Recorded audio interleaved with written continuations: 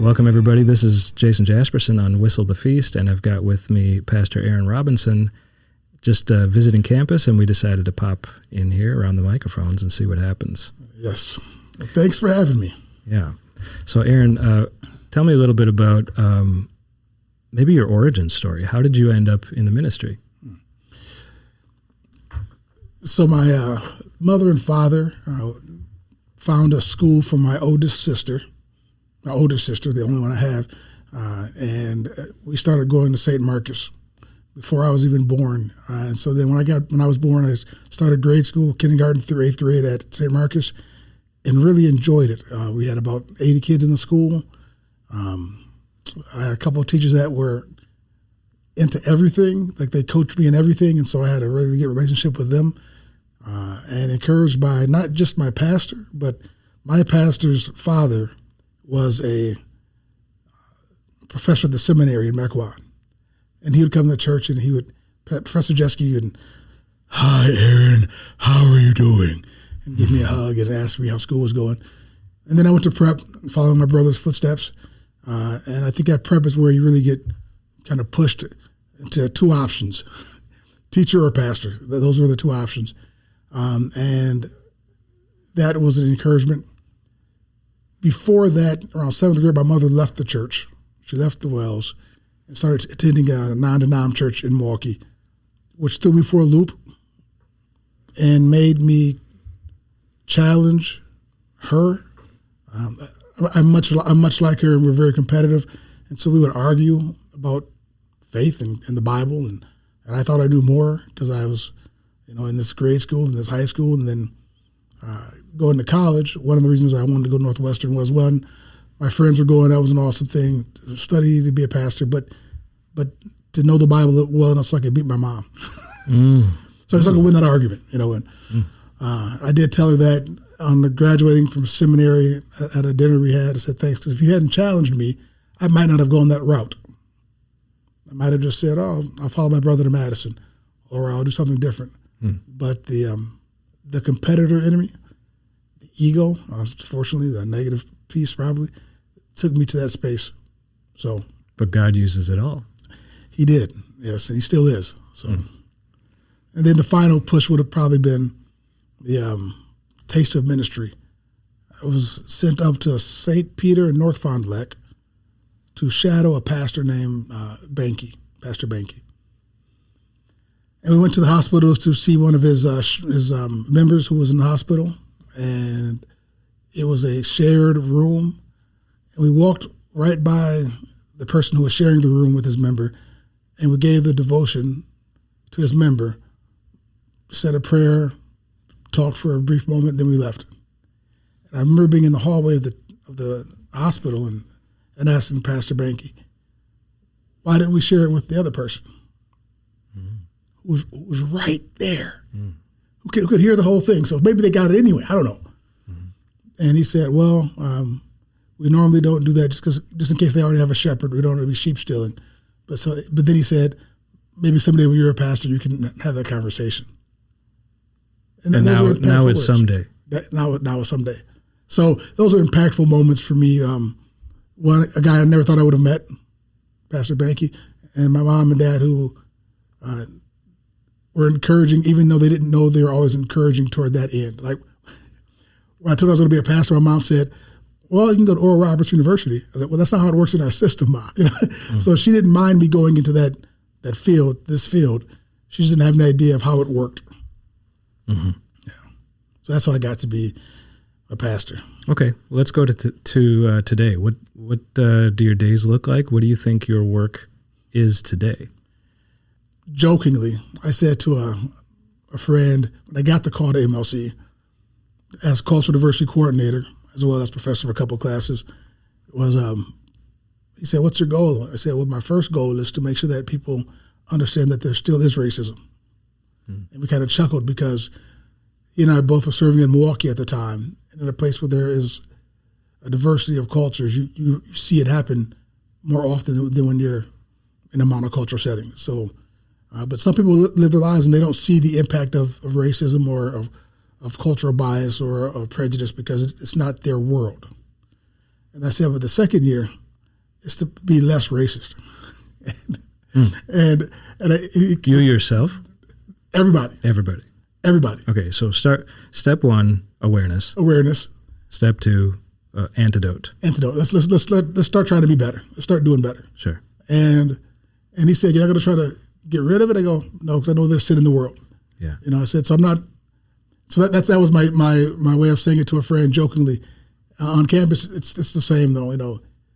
Let the students who are from predominantly white communities, who haven't experienced a lot of cultural diversity, let them be aware that it's out there and that it's part of our fellowship even. That if nothing else, on a daily basis, I'm communicating with probably at least 100 students just in random sit down at breakfast, at lunch, even at dinner. I'll stay there late night sometimes and just hang out with students. We have a cultural engagement center that has a space for us to hang out. So hanging out with students in a way that, if nothing else, when they have left our campus, they will have known a person of color that didn't intimidate them, that was a friend, that was a brother in Christ. And so that's the one thing. And then for the students of color who are coming, the black and brown students, the Asian students that come in, letting them feel comfortable enough in the space where they don't feel like they have to change who they are. Because that's something that happens when you're a minority, especially when you are a minority by such a great amount by a great number. You end up assimilating to the majority culture, which I don't think is bad, but it may not be what that person wants to do. And so... so maybe you're providing an option. I think so. I'm hoping so. That I would not expect a historically black college and university to champion my German Lutheran heritage. It's not what they were founded on. Yeah. I don't think I would expect a German Lutheran church body to all of a sudden start selling dashikis in the bookstore. Sure. That there's a cultural piece to it that is not God's word. So but you still adapt to where you're at. I think, you inhabit a nuance. You personally, and the people that you serve are this sort of middle ground. You've got your feet in different sort of heritages and different sort of cultures. You're this in between. Yeah, I think so. I never thought of it that way until my first child was born, and I went downstairs to fill out the insurance papers, and I wrote her name and her gender, and I said black. My wife, who was upstairs still in the hospital room, filled out her name and her gender and wrote down white. How about that? Right? So all of a sudden we're in this space, and I remember my mom asking me if we were ready for this. And what young love is, it's not just blind. Sometimes it's stupid. You don't know what you're getting into. And we said, yeah, we are, because we love each other. But we didn't think about, I don't think, how the world might view. Sure. How, even we might view each other or our children. Like, now they're getting to the age of their dating. I'm like, oh wow, this is interesting now, because it's another dynamic to that piece. So, and then when it comes to ministry, I think I've seen it longer. I was aware of it more because I went from an all-black school at St. Marcus, K-8, to an all-white school except for me and 4 people on campus at Prep. And so I've always, in the ministry piece, in my well setting, recognized that duality. Well, I want to commiserate. My grandmother is Japanese. Okay. Passed away recently.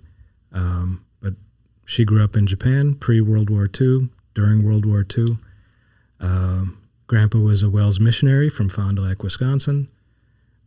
Really stood out.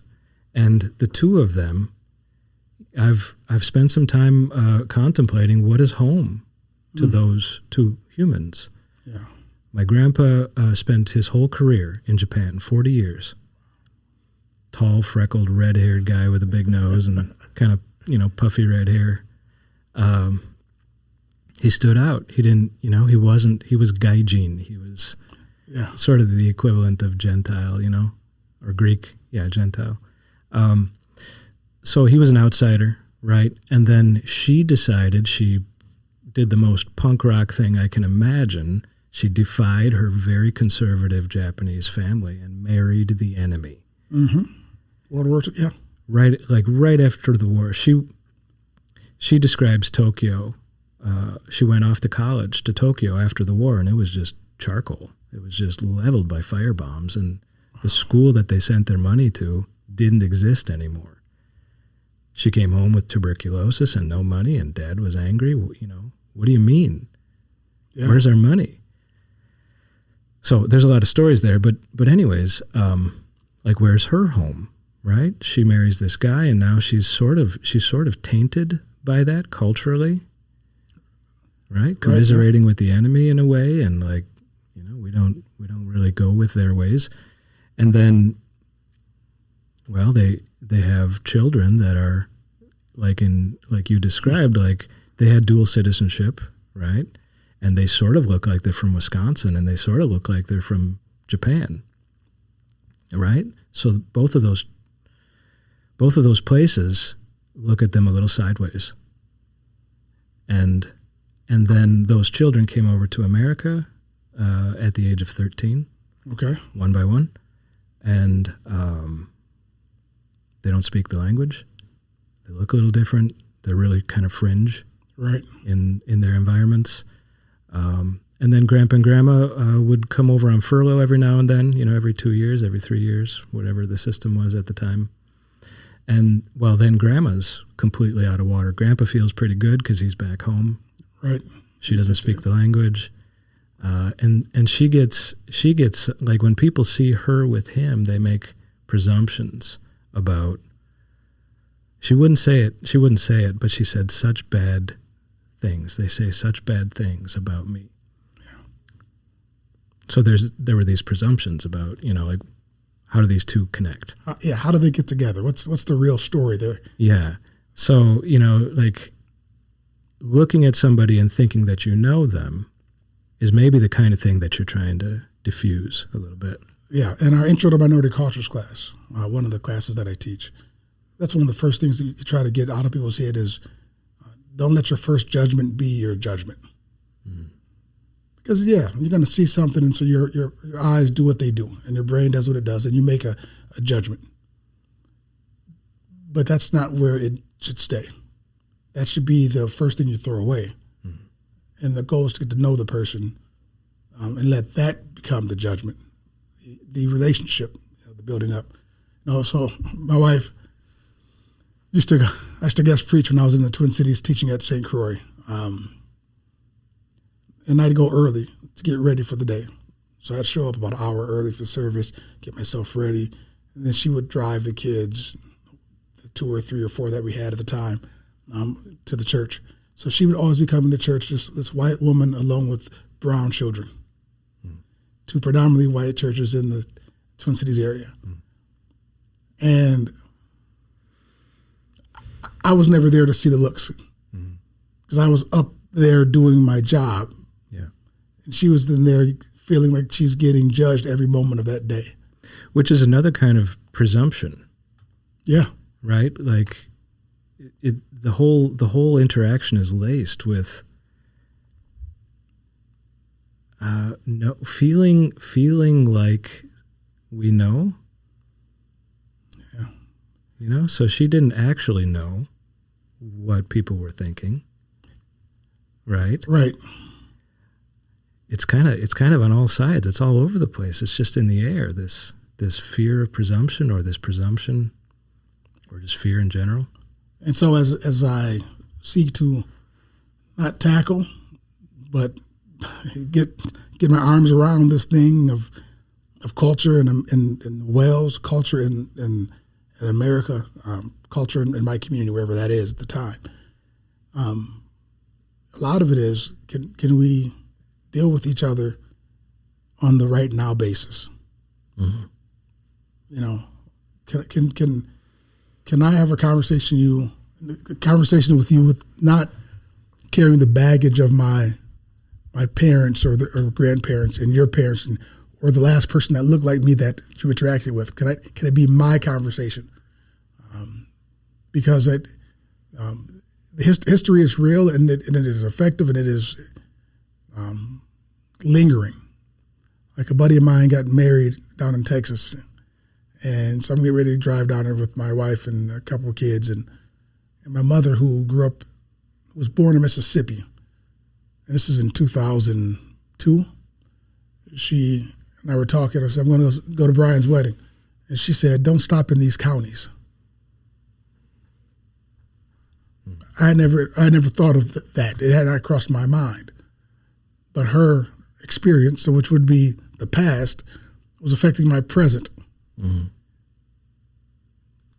You know, it's trying to have the conversation in the right now, and not being unaware of the past, but not letting that affect how you move in the. I don't want to say not negatively affect how you move in the now, because you should be aware of it. I mean, being aware allows you to avoid some pitfalls, right? But if you're always trying to avoid the pitfall, you're not walking straight. You're yeah. Your motive is fear. Yeah. Right. And I sense from you that your motive is love. That's the one I got from God, right? You know, why do you do this? Why are you in this? Why are you going to be a pastor? So love requires you to step up in a lot of ways. Yeah. Step up like taking a call to New Ulm, Minnesota. That was not, for some people, being at the college level and being a professor is their dream call. My dream call was not that. I enjoyed my college experience. I loved my high school experience, but I enjoyed my college experience. So I can see, I saw myself in the high school ministry teaching. I saw myself in the pulpit preaching, but I was never, hope MLC calls me. That was not the thing. Some of it is because I enjoy cities. So I like to be around people, and I like to be around variety and those things. And New Ulm doesn't offer that, you know. Mm-hmm. But there's also, I thought there'd be less talk about outreach. I was wrong. On a daily basis with the students that I interact with, reaching out becomes part of a conversation. But I thought all the people here are confessed Christians. They're studying to be pastors, teachers, or staff ministers. Where's the outreach muscle I can flex and use, because I enjoy that. That is what brings me the most joy in ministry, is that moment of sharing Jesus with people. And I've been happily surprised that I get to have that conversation with these students in a way that I didn't know I'd be able to have. And so in some ways I'm able to expand that joy, because it's going to more than just the one person I'm talking to. It's going out hopefully into ministry. So, but yeah. So what you just described, that sort of unknown, expandable influence, has been on my mind in terms of how God created the world. Okay. I've been thinking about the difference between man-made systems and God-made systems. You know, like Amazon is a man-made system. The Amazon is a God-made system. Okay. That kind of thing. So trees, you know, for example, God made trees at the beginning, and each according to their own kind. You know, they produce fruits and seeds. Now consider a fruit containing many, many seeds from that tree. And then consider one of those seeds taking root, making a tree again, which makes many fruits season after season, each fruit containing many seeds, to make more trees, to make more fruits, to make more seeds. God made systems have a surprising and exponential degree of influence. We don't know where those seeds are going to go. We don't know if they're going to plant. But even if just one gets a chance, it has so much potential. Now, a man-made system, like a factory or a bureaucracy or a government or something like that, these are clever things. They come and go, and, especially factories been on my mind, or the things that factories make. Think about the product that a factory makes. We've become enamored with things that are meant to be replaced. We build things to be replaced. To be replaced, yeah. That's kind of the opposite logic. Like, you're going to spend a lot of money on a thing. We're going to tell you it's an amazing thing.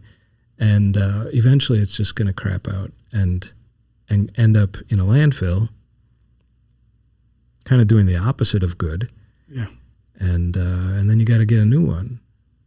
Trees are still doing it. That's why one of my favorite quotes in the movie is from the movie Say Anything, where they ask Lloyd Dobber what he wants to do with his life. And he says, I don't want to sell anything bought or processed, or buy anything sold or processed, or process anything sold, bought or processed. You got that down. Yeah, that's at the dining table with her parents, right? Yep. Yeah. Yeah, it's that in our age of making things that suit us for a time, I think we're missing the God-made things that are timeless, and we're not appreciating that part of it. And I'll say that as soon as you started talking about things that have potential to expand, I thought about family. I've got 5 kids. How many do you have? 2. We've expanded. Yeah. And each one of them has an influence on their group. Right. And so that's expanding. And I've had some wonderful experiences with former teachers. My kindergarten teacher, Mrs. Springler, I was guest preaching at a church in Milwaukee must have been for Lent service, and she was there. I had not seen her since I was 5. And I came out, she came out of church, shook my hand and gave me a hug. And I said, never thought you'd see this. How she goes, I prayed for it. Wow. Come on. Another teacher from that school didn't even know she taught there, but she was there for a short time. And I saw her at MLC on campus. She was down there for a reunion of her class from DMLC. And she came up to me, she said, hi. She goes, you don't know me, but I was at your baptism. And I was baptized as an infant. So I said, so what was it like? Yeah, because you were barely there. And so those experiences, they impacted my life in a way that I wasn't even aware that they were, thinking about. Whether it's a kindergarten teacher or somebody on staff that just sees you and prays for you, and it's like, that's that God system of, go tell another about the great news you just heard. Mm-hmm. Yeah, so that you're taking that influence thing and looking backwards and realizing as we get older, this kind of happens. Like you have the experiences or the time or the insight to realize that you've been influenced. More and more you understand the kindergarten teacher or the person at your baptism. Who knows? That's kind of the beautiful thing. You don't even know where you come from. Like what caused you, to be the way you are. Yeah. So many factors, so many things that are out of your control that result in you. And I think about how families, how God puts us in families, and the influence of those individuals. Like when my dad put together a family reunion to go down to Arkansas. So we went down to Arkansas to see his side of the family. And there are about 4 different preachers on his side of the family that I had never met before. Mm. And here I am starting to be a pastor at 21, 22 years old, going, oh, I guess this is not out of the realm of what my family has done. Just kind of interesting to see that the gifts of what God is calling you to do or allows you to do or leads you to do, those are all in the people who brought you to life, and their influence. So, the expanding. I got a daughter that's out now in North Carolina, and She talks about her class of kids, and so she's doing that thing now. She's teaching. She's teaching, yeah. But now, last week, I don't know if you saw the Conference of Presidents were on campuses talking about stuff, and we have in the Wales we have 5 black pastors, and the one that I'll call the GOAT was there, and so I got to say hi to him. And we better spell that out for our listeners. GOAT, greatest of all time. Got it. But within the black pastor community, the whole 5 of us, I call him the GOAT. And I shared a story that he was an influence to me growing up. But now I'm looking at what I'm called to do, and the weight of being the influencer is heavy. Yes, it is. It is. Because in some ways, it seems as though you need to have a vision of where you're trying to go with something. And so you pray for that. You ask God to guide you in that, but you don't know if that's going to be the way. Or that's going to be the outcome that if I said, my goal while I'm still doing ministry here is that we increase the number of minorities in our pastor-teacher tracks at MLC. That may not be the goal that God has for me to fill. Right. And so if I make that a goal, will I just get frustrated when it doesn't happen, or in the speed or the time? And so that becomes something that I think about with regard to this current call. But it is heavy. Yeah. Like being kind of the one, being in the front, means there's nobody to follow. Yeah. And everybody's kind of looking to you. Where do we go next? Yeah. And it's weird. Like I said to one of the VPs about a month ago, maybe 2 weeks ago only, but I said, what's frustrating the most is that being a dog with no teeth. Because I'm not really in a position of any kind of power authority within the system of the campus. And so I can say as loud as I want, bark as loud as I want about what I think should happen. I don't have the mechanisms or the tools, I should say, to make it go. Yeah. I've got to rely on others to catch on with me, or to have the time or the resources that I don't have.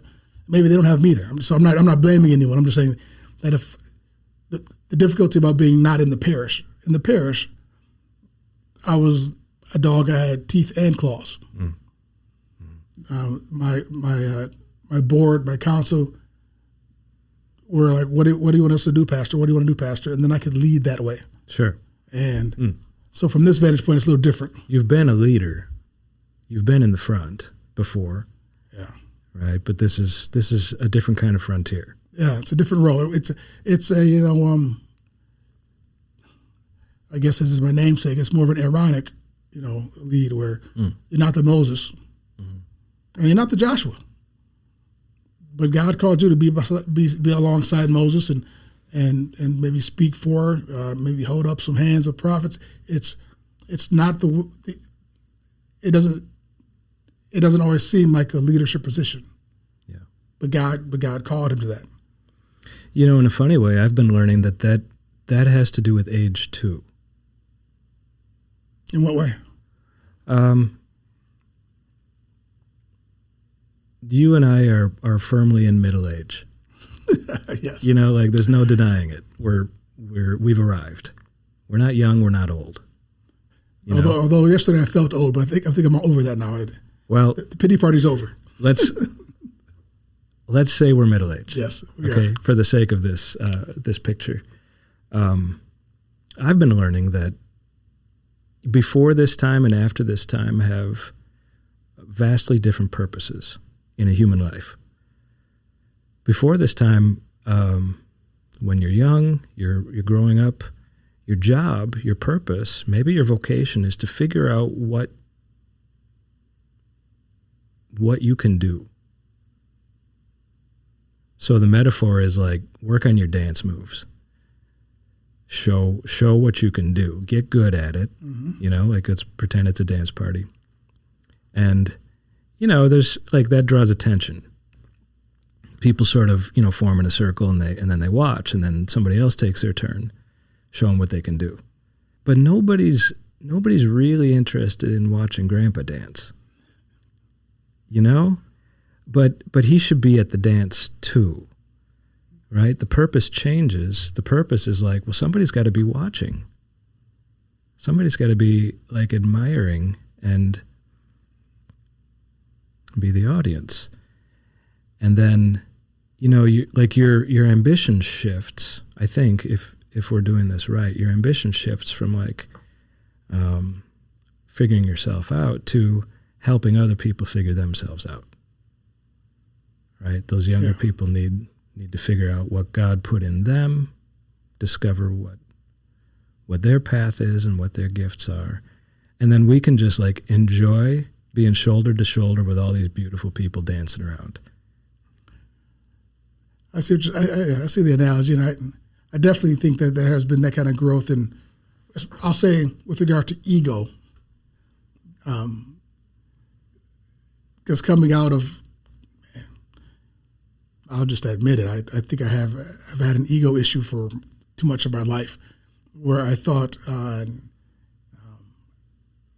I deserved, because of what I could do, a type of praise. Mm-hmm. And so in ministry, it wasn't necessarily so much of that came out and was a negative. It just, you fight against whatever thing that you know is not best for you and your ministry. And so it was, don't make it about you. It's not about you. Mm-hmm. It's not about you. But as I got older and mature, okay, now it's not about me, but the students in my classroom are asking about me.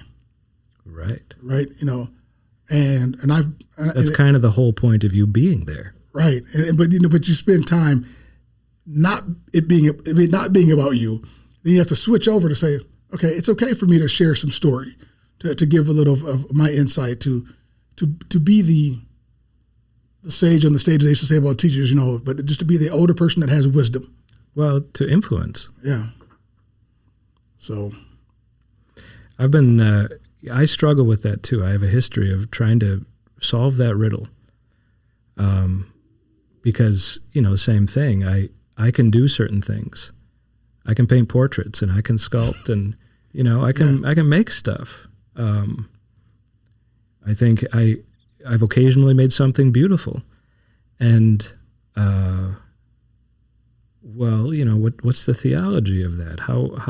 What's a proper way to think about my vocation that way? That's a struggle. And the best I've come up with, the most helpful thing I've come up with is stewardship. Okay. Of your gifts? Yeah. Yeah. If God gave you the things that you can do well, then he tells us how to spend those things. Invest in them. Make them better.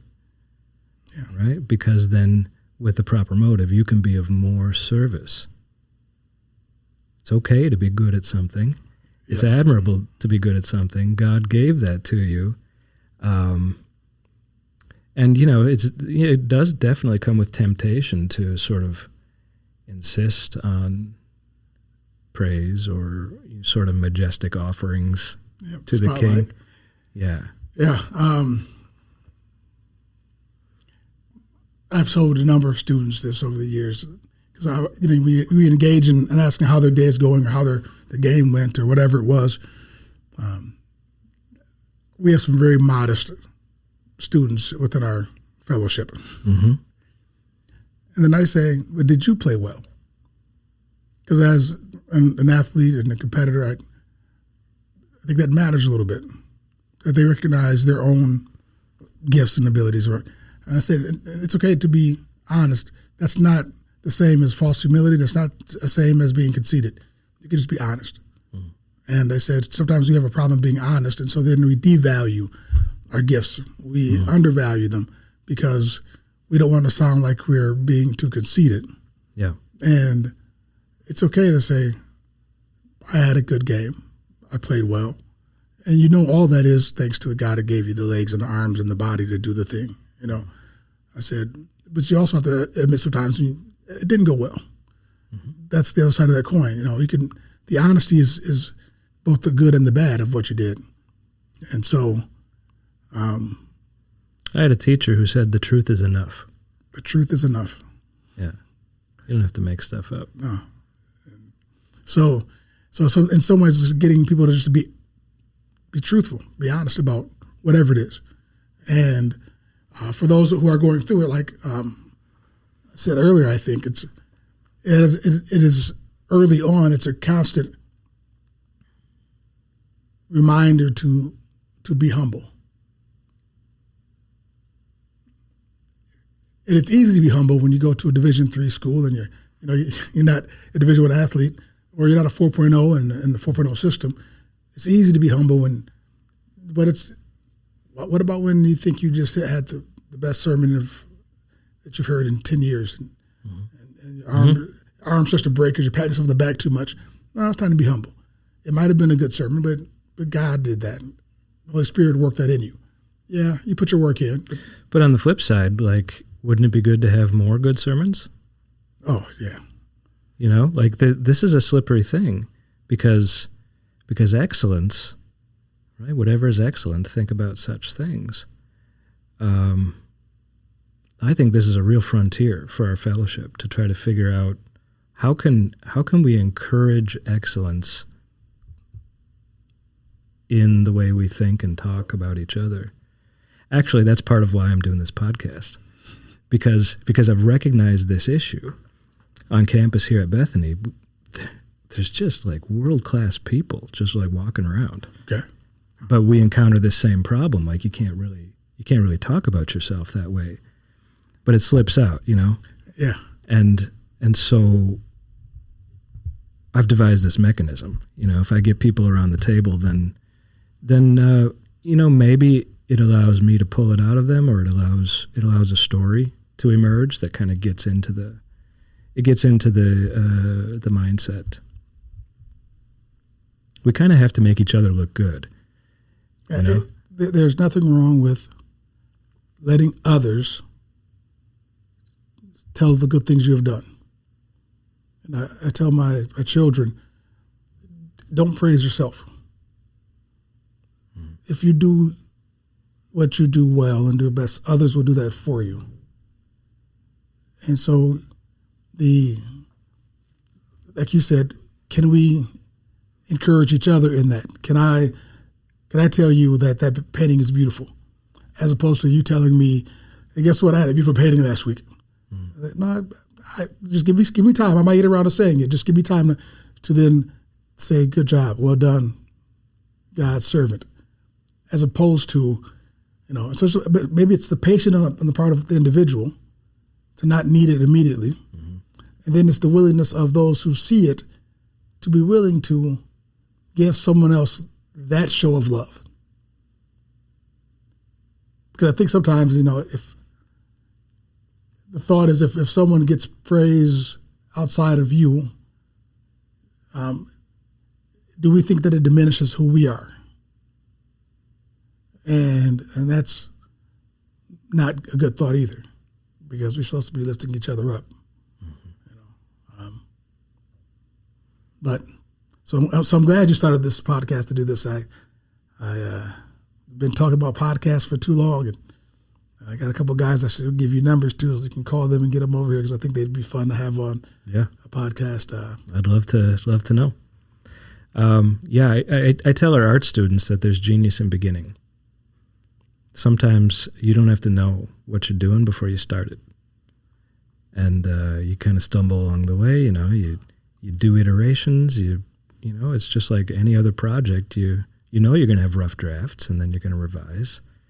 But starting a thing, making some version of it exist, has been a huge game changer for me. A threshold that you cross. See, I see that as a gift of a missionary. That many people can't do that, because they're afraid that the first step won't be the right step, or they haven't had it all, measured out to the very end, and so they don't even want to start because they don't know the end result, and so they are hesitant to do. having been a missionary with a classmate and starting a church in New York, we had to do a lot of things just hoping that it wouldn't fall flat, not knowing that it would succeed or not. And there was frustration in that, but that's kind of what my job is now. There's never been a cultural diversity coordinator at St. Croix, at MLC. Mm-hmm. And so how do you do it? I don't know. Let's jump in. Let's just begin and see where it goes. And I don't know where the end result is. That's not my call. My call isn't to know the end result. Mm-hmm. And so let's just go and do it.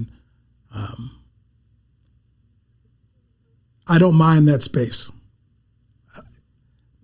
I enjoy some of the. It is. I like the inconsistency of it. Mm. I like the newness of it. I like the surprise of it. What's going to happen? I don't know. For my Intro to Minority Cultures class, I tell them, I said, just so you know, I'm going to treat this class unlike any other class that you have on campus, because I'm not going to give you what's going to be going on every next day. Because that's not how life works sometimes. Sometimes life is disorganized. Sometimes it is random, to you at least. Sometimes it does take you by surprise. But in our system of education, which is wonderful, our students have it such that it is laid out for them, and by the hour of the day, the meal times, when the quiz is coming, everything is in an orderly fashion. When you get into a classroom and that third grader has a bad day, there goes your order.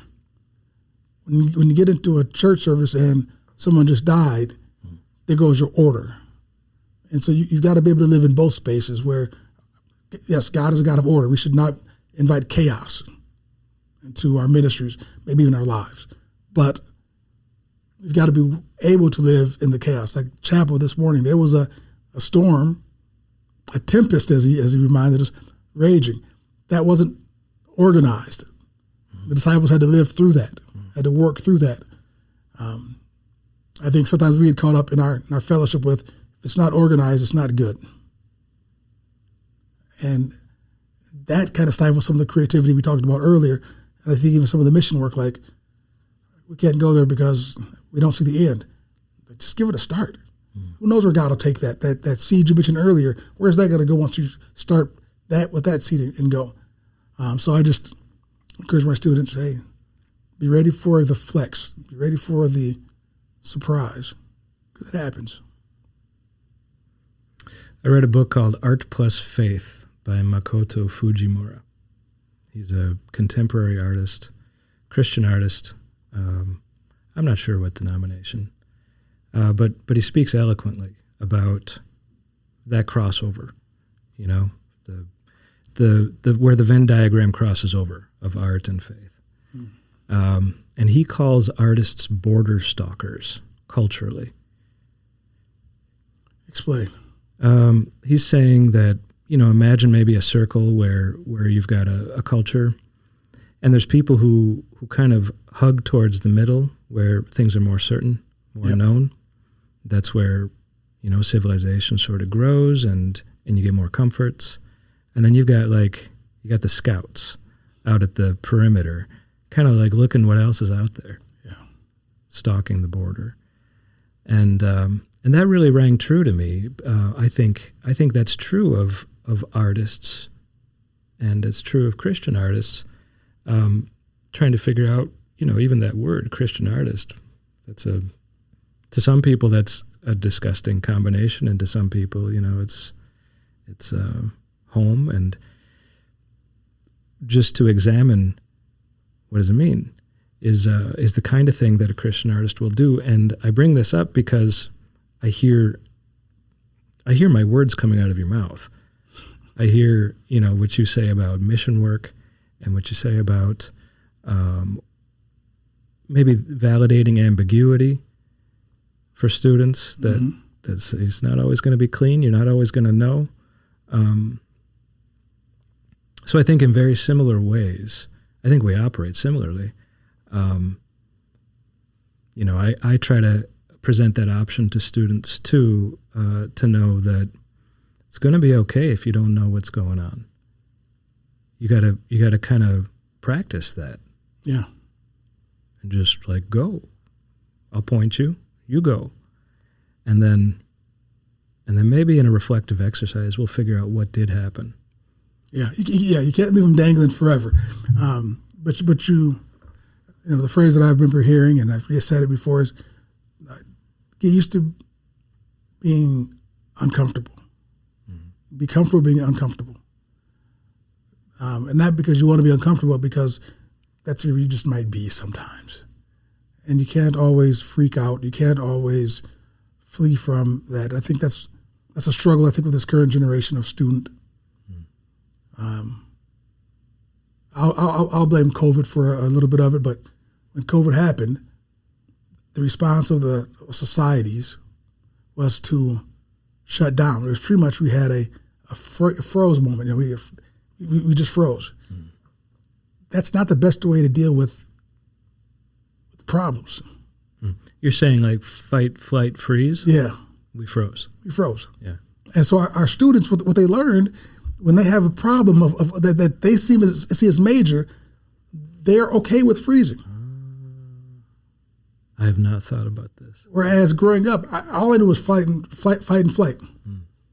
And so it's like you can't freeze. You can't. It's just. But it's been demonstrated. It's allowed, right? Yeah. And so now they have this other thing, and so I fear for them and worry for them because their spouses will depend on them not to freeze, their children, their job, their calling, I just don't think that's a legitimate reaction to a problem. I could see contemplating, you know, taking a step and figuring things out, observing. But that's not the same as freezing because something is still active. Mm-hmm. Freeze implies there's no movement, brain or body. I'm just stuck, and that's to me that's a bad lesson to teach that they've learned. I think, you know, but I remember learning about post-World War II playgrounds in England. The dangers of them, the meadow. Yeah, it was intentional. They would set up these playgrounds, right? I mean, this was on purpose. Okay. Because what they thought they were doing with their children was preparing them for a dangerous world, right? So it's like this sort of pseudo boot camp kind of thought process. Like, who knows if we're going to be invaded again? Who knows if we're going to be bombed again? Right? England had been through 2 world wars. Generations had learned, like, you know, these kids are going to end up in a trench. Well, that mindset is so different than our mindset of like car seats till you're 8. Yeah. And the right car seat. Yeah, right. You can't reuse it, right? I mean, it's a totally different expectation of what we think we're doing with our children. Yeah. So I don't have answers, just observations there. All right. Yeah. Well, I think it's maybe time to land this plane. All right, let's put it down. Before we do, 2 things. Okay. One, I think your grandfather's missionary gene is in you. Mm. That's just how I see that piece of the artist in you that's willing to what you call it, border stalk, and your grandfather who went over somewhere else and was his whole ministry border stalking to some degree. And then a shout out to my wife, Elizabeth, who spent a year in Japan as a junior in high school. So I'll have to ask her if she knows of what was your grandfather's name? Richard Petter. Richard Petter, okay. Yeah. So he was in Mito City. Mito City, I'll have to ask her because she spent a year out there in Japan and really, you know, it didn't change her life so much that she didn't find me, but it affected her life in a really positive way to be out there. So she enjoyed it. But a shout out to Elizabeth. All right. Well, everybody, thanks for listening. Thanks for joining us. I want to thank Aaron Robinson for this impromptu discussion. It keeps on working. We don't really have an agenda. And I thought we had a fantastic talk. Well, anytime I'm on campus, I love to talk again, so I enjoy this. Okay. So thanks for having me. Thanks, everybody. Bye. And that concludes this episode of Whistle the Feast. We hope you enjoyed being a part of the conversation as much as we did. Whistle the Feast would not be possible without all the creative people and spaces at Bethany Lutheran College. And you can head on over to blc.edu to learn more about the college or schedule a visit. If you have thoughts, questions, or feedback, we'd love to hear from you. You can actually send any feedback about the show to feastreaders@gmail.com. And hey, if you've got a project you'd like to promote, we'd love to support it. Just send your details our way. A huge shout out to the wonderful people in our Bethany community for sharing their thoughts with us, and our producer, Jaksyn Graham, for managing the edits. And with that, I'm Nora Kratz alongside Jason Jaspersen, and we want to thank everyone who tuned into this episode of Whistle the Feast. Until next time. Get curious, be of good service, and discover what God has given you.